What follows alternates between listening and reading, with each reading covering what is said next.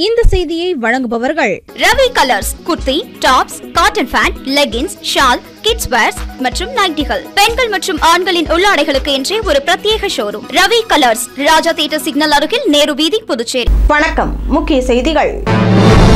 மக்களை பாதிக்கும் பந்த் தேவையில்லை, அமைச்சர் லட்சுமி நாராயணன் அறிவுறுத்தல்.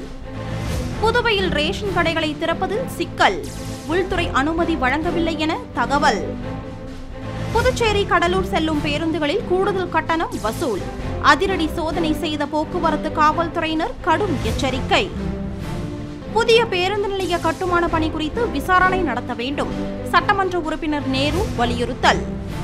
இனி விரிவான செய்திகள். மக்களை பாதிக்கும் பந்த் தேவையில்லை என அமைச்சர் லட்சுமி நாராயணன் அறிவுறுத்தியுள்ளார். புதுவை பொதுப்பணித்துறை அமைச்சர் லட்சுமி நாராயணன் செய்தியாளர்களை சந்தித்து பேசினார். அப்போது பேசிய அவர், மின்துறை மத்திய அரசின் கட்டுப்பாட்டுக்கு சென்ற பிறகு 2009ஆம் ஆண்டில் மின் விநியோகம் செய்வதற்கு ஆணையம் அமைக்கப்பட்டு கட்டணம் நிர்ணயம் செய்யப்பட்டு வருவதாகவும், அதன்படி கடந்த காங்கிரஸ் ஆட்சியில் புதுவையில் தொடர்ச்சியாக மின் கட்டணம் உயர்த்தப்பட்ட நிலையில் 2003, 2009இல் பாராளுமன்றத்தில் இதற்கான சட்டம் வந்தபோது மத்தியில் யாருடைய ஆட்சி இருந்தது எனவும், புதுச்சேரியில் இருந்து சென்ற பாராளுமன்ற உறுப்பினர்கள் யார், தற்போதும் உயர்த்தப்பட்ட கட்டணத்தில் 200 யூனிட் வரை அரசு மானியம் வழங்கியுள்ளது என கூறியுள்ளார்.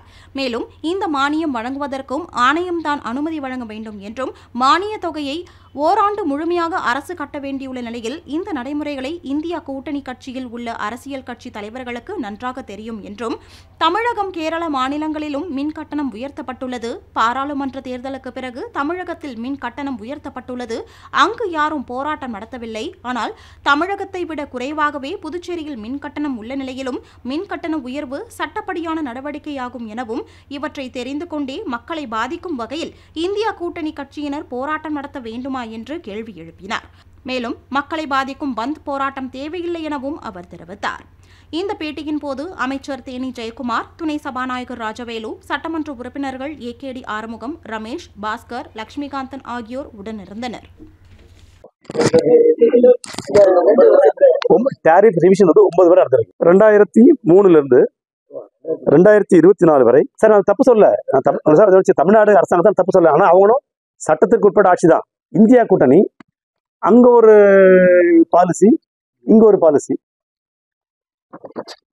தமிழ்நாட்டில் நான் சொன்னேன் இல்லையா, 2 ரூபா அதிகம், சாரி 500 யூனிட்டுக்கு மேல இருக்கிற வீடுகளுக்கு நம்மளை விட 2 ரூபா அதிகம், 3 ரூபா அதிகம், 4 ரூபா வரை அதிகம். 400, 500 யூனிட்டுக்கு மேல போறவங்களுக்கு சேஞ்சே கிடையாது.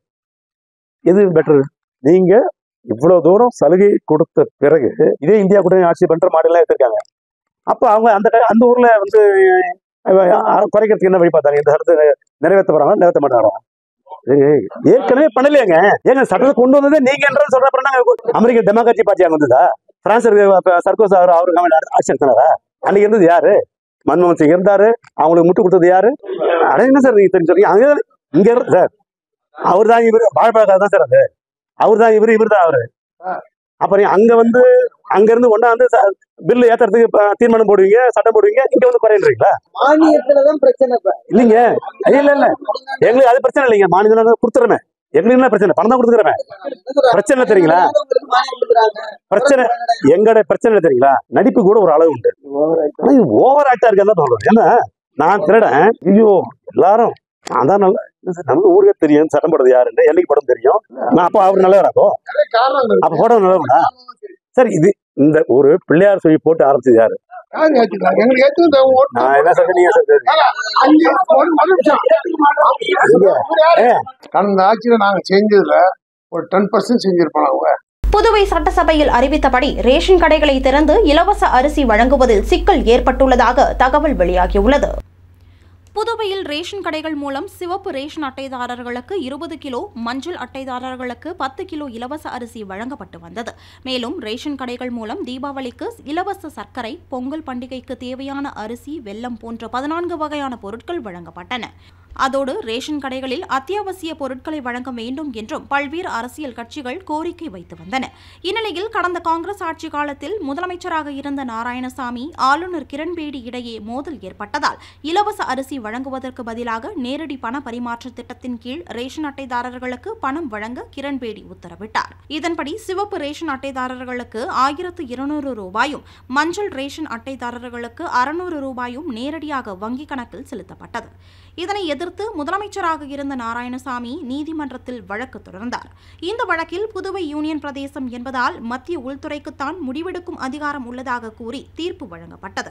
இதனால் புதுச்சேரியில் இலவச அரிசிக்கு பதிலாக கடந்த 7 ஆண்டாக பயனாளிகளுக்கு பணம் வழங்கப்பட்டு வருகிறது. இதனால் ரேஷன் கடைகளும் மூடப்பட்டு உள்ளன. ஆனாலும் ரேஷன் கடைகளை திறந்து இலவச அரிசியோடு அத்தியாவசிய பொருட்களையும் வழங்க வேண்டும் என்ற கோரிக்கை அரசியல் கட்சிகளால் தொடர்ந்து எழுப்பப்பட்டு வந்தது. இது நடந்து முடிந்த பாராளுமன்ற தேர்தலிலும் எதிரொலித்தது. பிரச்சாரத்திற்கு சென்ற முதலமைச்சர் ரங்கசாமியிடம் பணத்திற்கு பதிலாக அரிசியை வழங்கும்படி பெண்கள் வலியுறுத்தினர். அப்போது அவர் மீண்டும் ரேஷன் கடைகளை திறந்து இலவச அரிசி வழங்கப்படும் என உறுதியளித்தார். இதனையடுத்து நடைபெற்ற பட்ஜெட் கூட்டத்தொடரில் ரேஷன் கடைகள் திறக்கப்பட்டு இலவச அரிசி வழங்கப்படும் என அறிவிக்கப்பட்டது. அதனைத் தொடர்ந்து செப்டம்பர் மாதம் முதல் ரேஷன் கடைகள் திறக்கப்படும் எனவும் கூறப்பட்டது. ஆனால் இதுவரை ரேஷன் கடைகளை திறப்பதற்கான எந்த முகாந்திரமும் தெரியவில்லை. மேலும் ரேஷன் கடைகளை திறப்பது தொடர்பாக ஆளுநரிடம் அனுமதி கோரிய கோப்புக்கு ஒப்புதல் கிடைக்கவில்லை எனவும் கூறப்படுகிறது. ஏனெனில் நீதிமன்றம் வரை சென்று தீர்ப்பு பெற்றுள்ள இந்த விவகாரத்தில் மத்திய உள்துறை அனுமதி அளித்தால் மட்டுமே மீண்டும் இலவச அரிசி வழங்க முடியும் என தெரிகிறது. மேலும் முதலமைச்சர் ரங்கசாமி நேரடியாக பிரதமர் மத்திய உள்துறை அமைச்சரை சந்தித்து உரிய விளக்கம் அளித்து ஒப்புதல் பெற வேண்டும் எனவும் கூறப்படுகிறது. இதனால் இலவச அரிசி வழங்குவதில் சிக்கல் ஏற்பட்டுள்ளது. இந்த சிக்கலை களைந்து மீண்டும் ரேஷன் கடைகளில் இலவச அரிசி வழங்கப்படுமா என புதுவை மக்கள் எதிர்பார்த்து காத்துள்ளனர். தனியார் பேருந்துகளில் கூடுதல் கட்டணம் வசூலிப்பதாக புகார் எழுந்ததை தொடர்ந்து அதிரடியாக ஆய்வு செய்த போக்குவரத்து காவல்துறையினர் நடத்துனர்களுக்கு கடும் எச்சரிக்கை விடுத்தனர். புதுச்சேரியில் இருந்து கடலூருக்கும், கடலூரில் இருந்து புதுச்சேரிக்கும் ஏராளமான அரசு மற்றும் தனியார் பேருந்துகள் இயக்கப்பட்டு வருகின்றன. இந்த பேருந்துகளில் பயணம் செய்யும் போது பொதுமக்களிடம் கூடுதல் கட்டணம் வசூலிக்கப்படுவதாக கூறப்படுகிறது. குறிப்பாக தனியார் பேருந்துகளில் கூடுதலாக டிக்கெட் வசூலிக்கப்படுவதாகவும், அதாவது கடலூரில் இருந்து புதுச்சேரிக்கு 20 ரூபாய் கட்டணமாகும் எனவும், கடலூரில் ஒருவர் ஏறி கிருமாம்பாக்கத்தில் இறங்க வேண்டும் என்றால் அதற்கான கட்டண தொகை மட்டுமே பெற வேண்டும் எனவும், ஆனால் தனியார் பேருந்துகளில் அப்படி செய்யாமல் கடலூரில் இருந்து புதுச்சேரிக்கு செல்வதற்கான முழு கட்டணத்தையும் கேட்டு நடத்துனர் அடாவடி செய்வதாக புகார் எழுந்தது. இது தொடர்பாக ஆளுநர் மற்றும் உயர் அதிகாரிகளுக்கு பல்வேறு புகார்கள் சென்ற நிலையில் செப்டம்பர் 13ஆம் தேதி கிருமாம்பாக்கம் தெற்கு போக்குவரத்து காவல்துறை ஆய்வாளர் கணேசன், துணை ஆய்வாளர் பாஸ்கர் மற்றும் காவல்துறையினர் கிருமாம்பாக்கம் சந்திப்பு பகுதியில் தனியார் பேருந்துகளை நிறுத்தி ஆய்வு மேற்கொண்டனர். அப்போது பேருந்தில் பயணம் செய்தபோது பொதுமக்களிடம் டிக்கெட்டிற்கு உண்டான பணத்தை பணம் கொடுங்கள் எனவும், நடத்துனர்கள் கூடுதல் கட்டணம் கேட்டால் காவல்துறையினருக்கு தெரியப்படுத்துங்கள், சம்பந்தப்பட்ட பேருந்தின் மீது சட்டப்படி நடவடிக்கை எடுக்கப்படும் என்றும் தெரிவித்தனர். மேலும் பேருந்து நடத்துனர்களிடமும் பொதுமக்களிடம் கூடுதலாக கட்டணம் வசூலிக்கப்பட்டால் கடுமையான நடவடிக்கை எடுக்கப்படும் என்றும் அவர்கள் எச்சரிக்கை விடுத்தனர். புதுச்சேரி புதிய பேருந்து நிலைய கட்டுமான பணி குறித்து விசாரணை நடத்த வேண்டும் என சட்டமன்ற உறுப்பினர் நேரு வலியுறுத்தியுள்ளார். புதுவை சுயேட்சை சட்டமன்ற உறுப்பினர் நேரு துணைநிலை ஆளுநர் மற்றும் முதலமைச்சர் ஆகியோருக்கு கோரிக்கை மனு ஒன்றை அனுப்பியுள்ளார். அந்த மனுவில் புதுவை புதிய பேருந்து நிலையம் 29 கோடி ரூபாயில் புனரமைக்கப்படுகிறது. ஆனால் இந்த தொகைக்கு ஏற்ப அங்கு கட்டுமான பணிகள் நடக்கவில்லை என்றும், சரியான திட்டமிடல் இன்றி கட்டுமான பணிகள் நடைபெற்று வருவதாகவும், புதிய பேருந்து நிலையம் கட்டுமான பணி செய்ய ஒதுக்கப்பட்டுள்ள நிதி மிக கூடுதலாக இருப்பது கண்கூடாக தெரிவதாகவும் தெரிவித்துள்ளார். மேலும் ஒரே ஒரு தரைதளத்துடன் குறிப்பிட்ட அளவில் மட்டுமே கட்டப்படும் கட்டிடத்திற்கு இவ்வளவு பணம் எப்படி செலவிடப்படுகிறது என்பது கேள்விக்குறியாக உள்ளது என்றும், இதில் அதிக முறைகேடுகள் நடைபெற்றுள்ளதாக தெரிவதாகவும், இதனால் புதிய பேருந்து நிலைய கட்டுமான பணிக்கு ஒதுக்கப்பட்ட தொகை எந்த வகையில் செலவிடப்படுகிறது, அந்த தொகைக்கு ஏற்ற கட்டிடம் அங்கு கட்டப்பட்டு உள்ளதா என்பதை ஆராய குழு அமைத்து விசாரணை நடத்த வேண்டும் எனவும், முறைகேடுகளில் ஈடுபட்டவர்கள் மீது தக்க நடவடிக்கை எடுக்க வேண்டும் எனவும் புதுவை சுயேட்சை சட்டமன்ற உறுப்பினர் நேரு ஆளுநர் மற்றும் முதலமைச்சர் ஆகியோருக்கு அனுப்பியுள்ள கோரிக்கை மனுவில் கூறப்பட்டுள்ளது. ஆளும் அரசு புதுச்சேரி இளைஞர்களுக்கு வேலைவாய்ப்பு வழங்கவில்லை என கூறி சட்டமன்ற எதிர்க்கட்சித் தலைவர் சிவா தலைமையில் 300க்கும் மேற்பட்ட திராவிட முன்னேற்ற கழகத்தினர் வேலைவாய்ப்பு அலுவலகம் முன்பு கண்டன ஆர்ப்பாட்டத்தில் ஈடுபட்டனர்.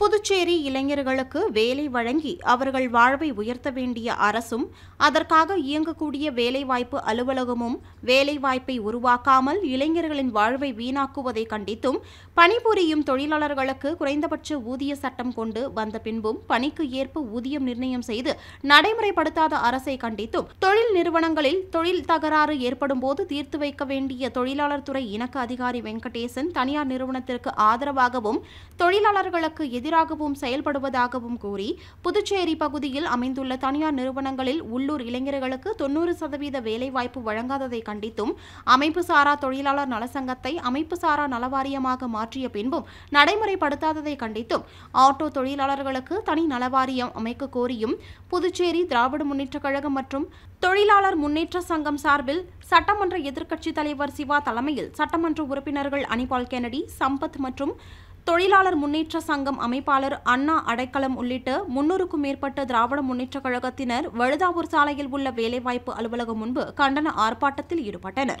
அப்போது அவர்கள் தங்களுடைய கோரிக்கைகளை வலியுறுத்தியும் ஆளும் அரசுக்கு எதிராகவும் கண்டன கோஷங்களை எழுப்பினர். மேலும் தொழிலாளர்களுக்கு விரோதமாக செயல்படும் அதிகாரிகள் மீது நடவடிக்கை எடுக்க கோரி துணைநிலை ஆளுநரிடம் புகார் மனு அளிக்க உள்ளதாக சட்டமன்ற எதிர்க்கட்சித் தலைவர் சிவா தெரிவித்தார். சம்பளமும் குறைச்சி கொடுத்து போனஸும் கொடுக்காத 3 ஆண்டு காலமாக போனஸும் கொடுக்காம நிலைமை இருக்குது. எம்ஆர்எஃப் போன்ற மிகப்பெரிய தொழிற்சாலை பாண்டிச்சேரிக்கு அங்கே இருக்கின்ற அதிகாரியோட பேச்சை கேட்டு நியாயமாக நடக்க வேண்டிய விஷயங்களை செய்யாமல் எந்த தொழிற்சங்கத்திற்கு பெரும்பான்மை இருக்குதோ அவங்கள கூப்பிட்டு செட்டில்மெண்ட் போடாமல் இந்த அதிகாரிகள் அவங்களுக்கு வேண்டியவங்களை வச்சு செட்டில்மெண்ட் போடக்கூடிய சூழ்நிலை ஏற்பட்டுருக்கின்றது. இதெல்லாம் கண்டித்து போராட்டம் பண்ணியிருக்கின்றோம். அடுத்த கட்ட போராட்டம் செக்ரட்டரியேட்டை இருக்கக்கூடிய இதனோட செயலாளர் கண்டித்து நான் போராட்டம் ஆளுநர்கிட்ட மனு கொடுக்குறோம். அதே புதுச்சேரியில் இருக்கக்கூடிய தொடர்ந்து இந்த 5 ஆண்டுகளாக எத்தனை எல்என்டி போன்ற மிகப்பெரிய தொழிற்சாலைகள், இந்துஸ்தான் போன்ற தொழிற்சாலைகள் எதனால் பாண்டிச்சேரி விட்டு போச்சுன்ற விவரத்தை ஒரு கமிஷன் அமைச்சு விசாரிங்கன்றத மனு கவர்னர்கிட்ட கொடுக்க போகிறோம். புதுச்சேரியில் இருக்கிற கம்பெனிலாம் சாத்துறதுக்கு முக்கியமாக யார் காரணமாக இருக்கிறா, எந்த சில்லறைக்கு ஆசைப்பட்டு எந்த அதிகாரி யோசனை கொடுத்து இவங்களாம் இன்றைக்கி வரைக்கும் தப்பிச்சுன்னு வராங்க. தொழிலாளிகளுக்கு சேர வேண்டிய பணம் பெரும்பாலும் இன்றைக்கி அந்த தொழிலாளிக்கு போய் சேராமல் இருக்கிறதுக்கு எந்தெந்த அதிகாரிகள்லாம் காரணமாக இருக்கிறாங்கன்றதை நாங்கள் புள்ளிவரத்தோட கவர்னர் செய்து மனு கொடுக்குறோம். புகழ்பெற்ற ஆதித்யாஸ் ஹோட்டல் மேலாண்மை கல்லூரியில் ஓணம் பண்டிகை விமர்சையாக கொண்டாடப்பட்டது. புதுச்சேரியில் உள்ள பல்வேறு கல்வி நிறுவனங்களில் முதன்மை நிறுவனமாக திகழக்கூடியது ஆதித்யாஸ் ஹோட்டல் மேலாண்மை கல்லூரி. 25 ஆண்டுகளுக்கு மேலாக அனுபவம் வாய்ந்த வல்லுநர்களால் நடத்தப்பட்டு வரும் இந்த நிறுவனத்தில் ஹோட்டல் மேலாண்மை படிப்பில் சேர்ந்து படித்த மாணவர்கள் இன்று தேசிய அளவிலும் வெளிநாடுகளில் உள்ள பல்வேறு நட்சத்திர ஹோட்டல்களிலும் பணிபுரிந்து வருகின்றனர். அதோடு நம் இந்திய பாரம்பரியத்தை மாணவர்கள் மத்தியில் ஊக்குவிக்கும் விதமாக ஒவ்வொரு வருடமும் பல்வேறு